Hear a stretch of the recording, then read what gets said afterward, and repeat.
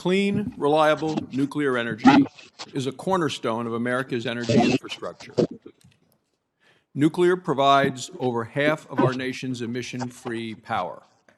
Today's nuclear reactors can run up to 2 full years without needing to be refueled. America's nuclear engineers and scientists also support our national security. Nuclear energy powers our Navy's aircraft carriers and our submarines.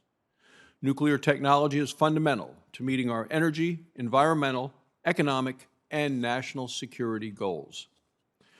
Since America's first nuclear engineers worked on the Manhattan Project to win World War II, the United States has led the world in developing new nuclear technologies. For the last 75 years, our nuclear energy industry has been the world's leader in safety as well as performance. We must ensure that our leadership endures. The draft bill we're discussing today, the American Nuclear Infrastructure Act of 2020, will do just that. The legislation will ensure we maintain the United States' historical position as the global nuclear energy leader. Our foreign competitors, specifically China and Russia, seek to undermine America's nuclear industry for their own advantage. President Trump's recent Nuclear Fuel Working Group report unequivocally states that Russia weaponizes its energy supplies to advance their strategic goals. Now, I agree with this assessment. Time and again, Vladimir Putin has used energy as a geopolitical weapon. It's well documented that Russians have withheld its vast natural gas supplies to bully energy-dependent foreign neighbors to achieve their geopolitical aims. Even in the United States, Russia has been deliberately trying to dump uranium into our energy markets. This undercuts American uranium production, and it drives our American companies out of business. The administration report describes the dire situation facing our nation's uranium producers. America is on the brink of finding ourselves completely reliant on foreign uranium to power our homes and our businesses. Now, Wyoming is the leading uranium producer in the United States. Production is down significantly. The Energy Information Administration recently reported that last year's American uranium production was at an all-time low. It's dangerous, and we must reverse this trend. The draft legislation establishes a uranium reserve to receive and revive and strengthen our uranium production.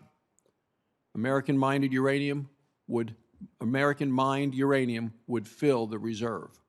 The material would be available in the event of a supply disruption.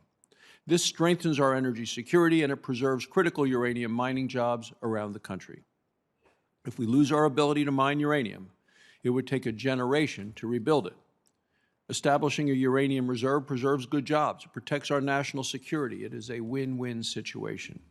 So I applaud the Trump administration for their efforts to protect our uranium industry. I support the Department of Commerce's actions to extend an agreement to limit how much Russian uranium can enter the United States. If those efforts succeed, Congress will establish those Russian importation caps into law. If we fail, it will lead efforts to set the needed caps in law. The draft legislation takes other important steps to maintain America's leadership on nuclear energy. The bill directs the Nuclear Regulatory Commission to coordinate with foreign nuclear regulators to enable the safe use of innovative nuclear designs. The draft builds on nuclear energy innovation and modernization, an act that we have gone on, which is authorized by members of this committee to expand nuclear energy through advanced nuclear technologies. The draft legislation also modernizes environmental permitting requirements to address the needs of new technologies. The bill identifies regulatory barriers that limit the safe deployment of new nuclear technologies. These new technologies are capable of radically reducing carbon emissions. It's time to remove regulatory roadblocks for the next generation of nuclear reactors.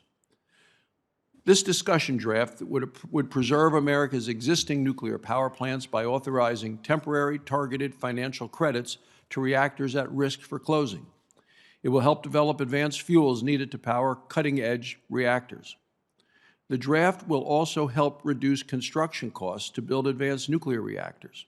And finally, it reauthorizes critical training programs to bolster our nuclear workforce.